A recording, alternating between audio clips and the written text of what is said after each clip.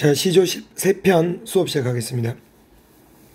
자, 우선 눈마저 휘어진 대입니다. 눈을 마저 휘어진 대나무를 누가 굽었다고 하던가 이렇게 얘기하고 있지. 대나무 같은 경우는 지조와 절개의 상징이 되겠습니다. 굽을 절이면 눈 속에서 풀을 쏘냐. 대나무가 굽혀질 절개라면 눈 속에서 푸르름을 유지하겠느냐. 궁금하지 않는데 물어보니까 서리법이고, 눈 속에서 푸른 것을 유지하는 것으로 보아서 절개가 굽은 것이 아니다. 아마도 세한 추위를 이기는 고고한 절개는 너뿐인가 하노라. 이때 너라는 것은 바로 대나무를 뜻하는 것이고, 너는 누구한테만 쓸 수 있는 말입니까? 사람한테만 쓸 수 있는 말이다. 그죠? 사람이 아닌데 사람인 것처럼 표현하는 거 뭐라고 하지? 의인법이라고 합니다. 되겠나? 그래서 대나무를 의인화해서 대나무의 지조와 절개에 대해서 예찬하는 것이 되겠습니다. 자, 그래서 이 눈이라는 것은 대나무를 굽게 하는 부정적인 것, 시련과 고통이고, 그럼에도 불구하고 대나무는 어때? 굽어 있긴 하지만 푸르름을 유지하는 거야. 그래서 충성과 절개를 유지하고 있는 것이다. 이렇게 보면 되겠습니다. 자, 두 번째 시조 한번 볼게요. 동짓달 기나긴 밤 한번 보겠습니다. 동짓달 기나긴 밤이라고 되어 있고, 밤이라는 것은 시간이야.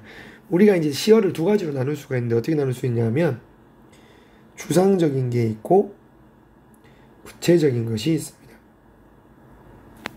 추상적인 것은 어떻게 나누냐, 어떤 거냐면, 감각으로 알 수 있으면 추상적인 것이고,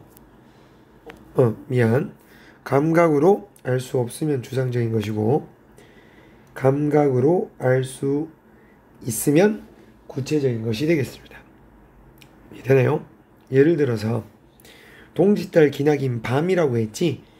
밤과 같은 시간을 나타내는 것, 혹은 감정을 나타내는 것, 이런 것들은 전부 다 어떤 거냐 하면 추상적인 시어로 봅니다. 동짓달 기나긴 밤을 한 허리를 버여내요. 버여내요 보입니까? 베어낸다라는 뜻이지. 베어내는지 아닌지 어떻게 합니까? 눈으로 보고 안다. 그죠? 시각적이고 감각적인 것이 되겠습니다. 그럼 밤이라는 추상적인 것을 베어낼 수 있는 구체적인 것으로 표현했습니다. 그래서 추상적인 것을 구체적으로 표현하였다. 구체적 형상화, 이렇게 이야기를 합니다.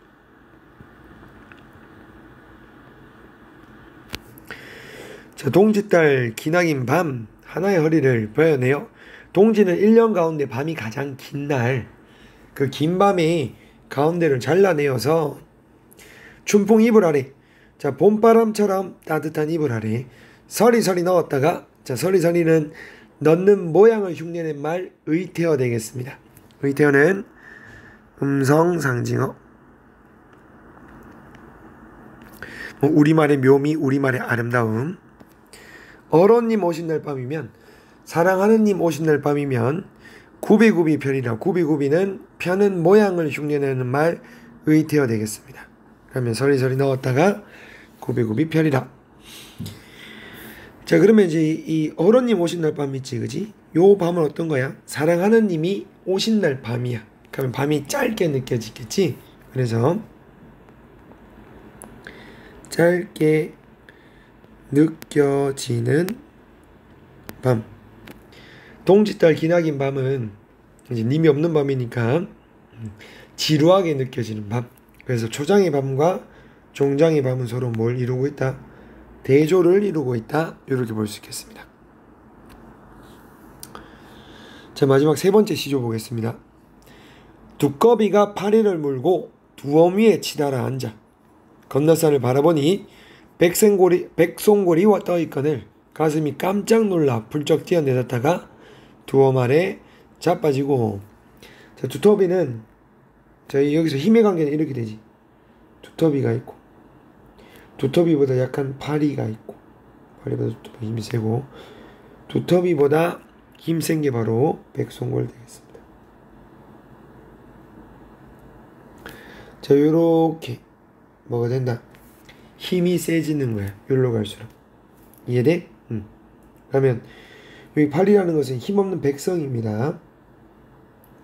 두텁이라는 것은 탐관오리고, 백송골은 중앙관리. 자, 두꺼비가 발이를 물고 두어미에 치달한 자, 두어미에 올라서 건너편에 있는 산을 바라보니까,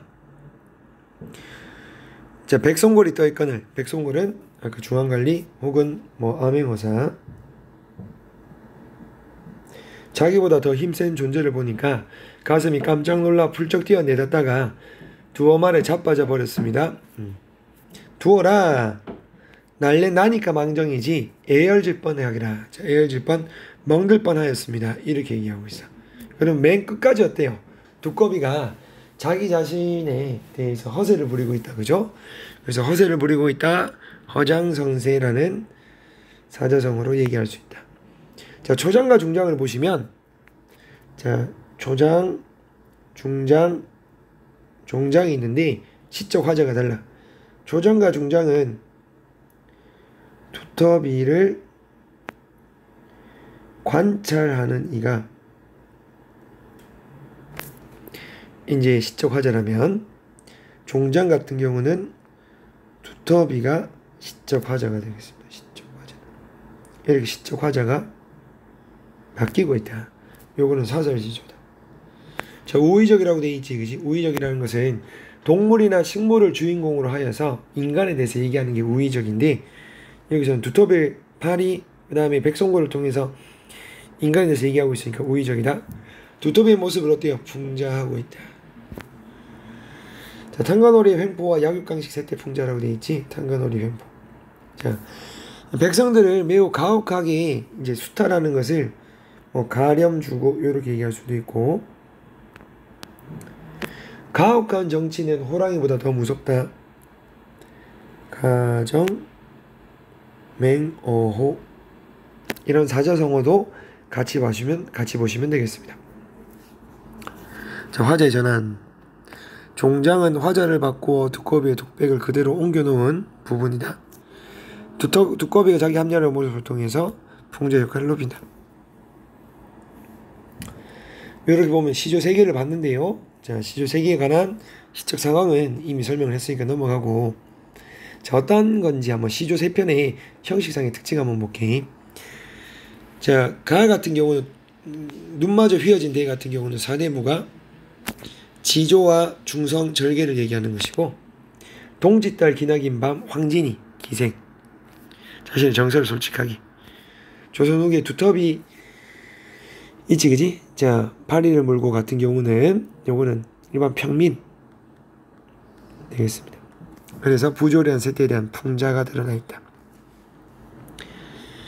자, 이 평시조 같은 경우는 3장 6구 45자의 내외, 그 다음에 각 장은 사안보의 율격, 이러한 형식을 엄격하게 지켰습니다.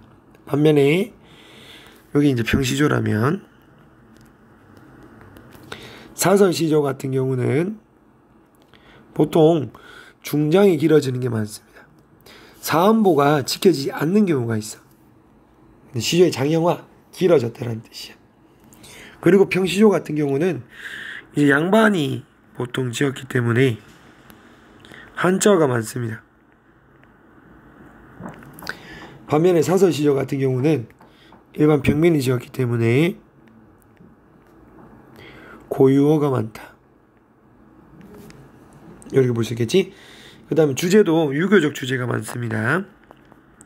유교적 주제라고 하면 뭐 충이라든지 혹은 효라든지 혹은 학문 열심히 해야 되겠다, 자연을 즐기겠다, 이런 게 많다면, 여기서는 생활과 관련된 주제가 많습니다. 농사라든지 사랑이라든지 탐관오리, 비판, 이렇게 이제 이 평시조와 사설시조의 공통점이 있는데, 이건 어떤 거냐면 종장에 오는 첫 음보는 몇 글자다? 세 글자. 삼음절이다. 이것은 평시조와 사설시조의 공통점이 되겠습니다. 자, 시조 가다의 주체적인 관점에서 평가해보자. 요것들은 한번 봐주시면 되겠습니다. 자, 다음 한번 볼게요. 향가를 바탕으로 서정문학의 연속성을 알아보자라고 되어 있지? 요거 한번 보겠습니다. 자, 요거는 10줄 길이의 향가야. 그래서 향가의 종류는 원래 4구째, 8구째, 10구째 향가가 있거든? 요렇게 갈수록 완결성을 띈 것이 되겠습니다. 10줄은 19째 향가예요. 19째 향가의 특징은 뭐냐 하면 4줄, 4줄, 2줄 이렇게 4줄, 4줄, 2줄의 구성으로 되어 있는 것이고 마지막 2줄에 보면 뭐가 있냐 하면 낙구라는 것이 있습니다. 그리고 이런 낙구의 첫머리에 뭐가 오냐 하면 감탄사가 오고 이 감탄사의 역할은 어떤 거냐 하면 시상의 집약, 집중과 축약, 그 다음에 전환 되겠습니다.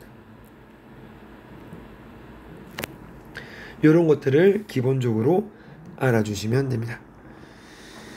자, 생사의 길이 예 있으면 머뭇거리고, 자, 삶과 죽음의 길이 여기 있으면, 자, 여기 히어란 뜻이야. 삶과 죽음의 길은 여기 있으면 머뭇거리고, 나는 간단 말도 못다 이러고 어찌 갑니까? 이렇게 되어 있습니다. 그러면 자, 이거 어떤 상황이냐면 누이가 죽었습니다. 죽은 누이의 모습을 본 다음에 삶이란 무엇인가? 죽음이란 무엇인가? 여기에 대해서 고뇌하는 것을 삶과 죽음의 길은 이승에 있는데 난 여기에서 한 번 더 고민해 본다 라는 말이 있습니다. 요거는 이승, 여기니까 이승. 나는 간단 말도 못다 이러고 어찌 갑니까? 죽는다는 말도 못하고 어찌 죽습니까? 라는 것이고 이거는 죽은 누이의 말을 직접 뭐한 거다? 인용하고 있다. 그래서 나는 죽은 누이가 되겠습니다. 되겠지? 자, 어느 가을 이른 바람에 이에 저에 떨어질 잎처럼 한 가지에 나고 가는 것을 모르는구나. 뭐처럼이니까 직유법 되겠습니다. 자, 여기 잎이라는 것은 뭐냐면 누이야. 근데 잎이 떨어졌지? 떨어질 잎이니까 떨어질 잎, 누이에 뭐가 된다? 죽음. 떨어진 것입니다. 이건 무슨 이미지? 하강의 이미지. 바람은 잎을 떨어뜨리게 하는 거지. 바람은 어떻게 돼? 죽음의 원인. 이른 바람이네. 바람이 빨리 불었대. 누이가 빨리 죽었다는 뜻이야. 이른 죽음 요절. 도중에 죽었다는 뜻. 하나의 가지에 나고 가는 곳을 모르는구나. 그럼 여기서 한 가지에 나뭇가지가 있는데 하나는 누이, 하나는 내 잎. 요 한 가지는 뭘 의미한다? 같은 부모님을 의미합니다. 그럼 이렇게 친했는데 살았을 때는 죽고 난 다음에는 어디 있는지 모르는 거야. 그래서 가는 곳을 모르고저 해서 뭘 할 수 있냐 하면 삶에 대해서 무상감을 느낄 수 있다. 무상감을 느끼고 있다. 무상감은 유한함에서 느끼는 허무함을 뜻합니다. 자, 미타 차례 만날라 도닦아 기다리겠노라. 요 보입니까? 19째 향가의 특징입니다. 감탄사 시장의 집약과 전환. 전까지는 누이의 죽음에 대해 슬퍼하거나 허무했다면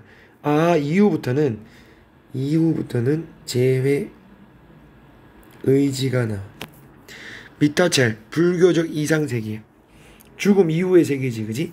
그럼 여기 아까 얘가 이승이었잖아. 그럼 여기서로 대비된다고 볼 수 있고, 불교적 이상세계에 다시 만날라. 돌을 닦으면서 기다리겠다라고 하면서 누이를 다시 만나겠다는 재회 의지를 다지고 마무리가 되고 있습니다. 되겠죠? 자, 요렇게 되고, 그 다음에 죽음이 끝이 아니고 다음에 삶이 있습니다. 이거 어떤 걸로 볼 수 있냐 하면 윤회론적 가치관.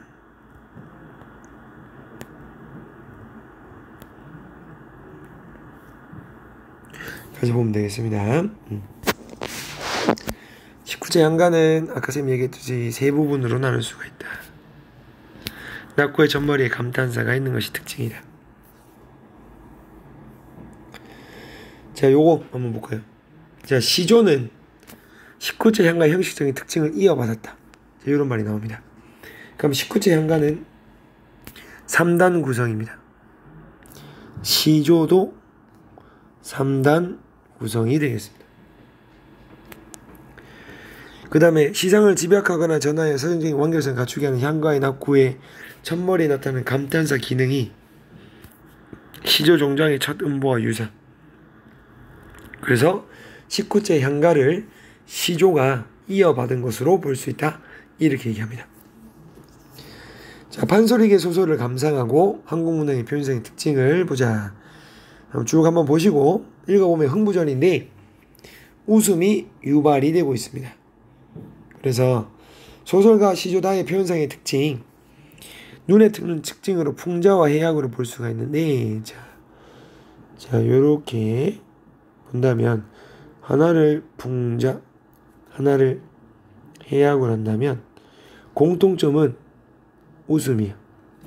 차이점은 풍자는 뭐다? 비판이야. 해악은 뭐다? 그 대상과 공감하려고 합니다. 대상을 있는 그대로 표현하죠. 과정하는 왜곡과 비검으로서 웃음을 유발한다. 풍자가 부정적인 인식, 날카롭게 비판.